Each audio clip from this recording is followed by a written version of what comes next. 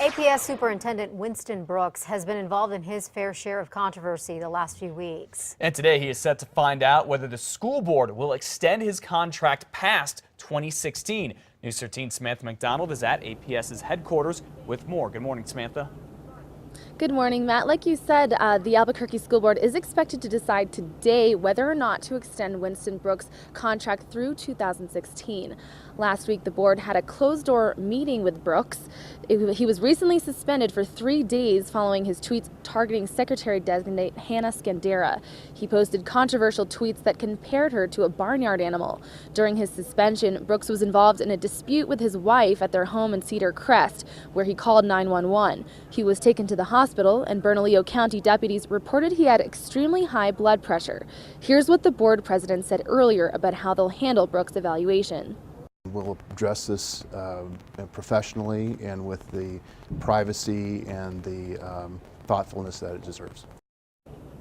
The last time that Brooks' contract was extended was in January 2013. It's supposed to run until June 2016 unless the board decides otherwise. Back to you. All right, thank you for the update, Samantha. Superintendent Brooks took over the district's top job in July of 2008. We'll keep you posted on what happens at that meeting this morning right here on News 13. You can always check our website too. That's at KRQE.com. Well, at 5:33, troubling times for taxpayers who a lot of them are wondering just who can we trust with our money. You know, we have been telling you for about a week about investment troubles that have left Bernalillo County scrambling to pay its bills. There's also a hearing going on this week about possibly mismanaged money in Torrance County that apparently took a racy turn yesterday. Torrance County Manager Joy Ainsley is accused of misspending about $500,000 in overpayments to a county contractor. That contractor is Chris Valdez. In court yesterday, it was revealed that Ainsley and Valdez had a sexual relationship. That they had had sex. Did she tell you where? Yes. Where? In her office. A judge may decide as early as today if Ainsley should go to trial for fraud charges. Of course, we will keep you posted. 2 people are behind bars this morning after they were arrested in connection with an illegal horse racing track. And all of this was first exposed by News 13 investigative reporter Larry Barker. Last year, remember, Larry showed us the racing underworld, including one track just outside of Los Lunas, the largest unregulated horse racing track in New Mexico. After our story aired, detectives went undercover. They worked their way into the races where they found out jockeys scored big and a lot of money was made. And on top of that, horses were drugged. Not only did we utilize officers and people that were assisting us, we also used various air units as well for surveillance. Investigators raided that track yesterday. They say as many as 500 people would go to the illegal races twice a month. An arrest warrant was issued for the couple that owns the property. Last night, they were booked into the Santa Fe County Detention Center. And police are looking for the thieves caught on camera right here stealing $75,000 worth of jewelry in Albuquerque. Video shows a man asking to see a tray of diamond rings at Creative Jewelers. That's at Alameda and Coors. A woman who is apparently working with him leaves the store, holds the door open. You see the man right there. He takes the tray, he runs out. Well, it turns out a good Samaritan who saw the thief running from the store grabbed the tray of rings and returned them. But the man and the woman, the 2 thieves, still got away.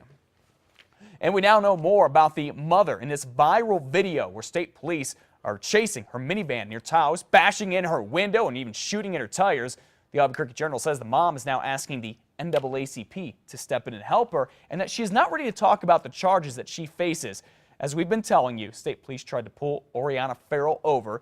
She ran away from them twice. At one point, as you saw, her 14-year-old son got out, tried to intervene with the cops, and then they end up bashing out a passenger window. And at one point, an officer shot 3 times at the van, supposedly at the tires. That's how News reports the mother is a self-described Christian rapper from Memphis who offers, quote, life and parenting coaching.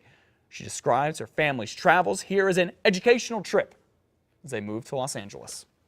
We now have video of an inmate escaping from the Santa Fe County Jail last week. Officers put 19-year-old Eric Maldonado Navarez in a caged holding area because he was going to report to electronic monitoring. Well, in the video, officials say you can see him fiddling with the lock. He gets the door open and walks out, then quickly runs back in. When Maldonado gets another chance, he takes off and flees the facility. Deputies did end up catching him about 2 hours later. The search continues for a gunman who at one point was believed to be inside a New Mexico high school. On Wednesday morning, there were reports of more than a dozen shots being fired near Mountain Air High School. Witnesses then say they saw a man dressed in black running toward the campus. The school was put on lockdown and a search was done, but deputies did not find the man or any gun. Deputies remain in the area, keeping a lookout. They say they have no idea who the man was or what his motive might have been.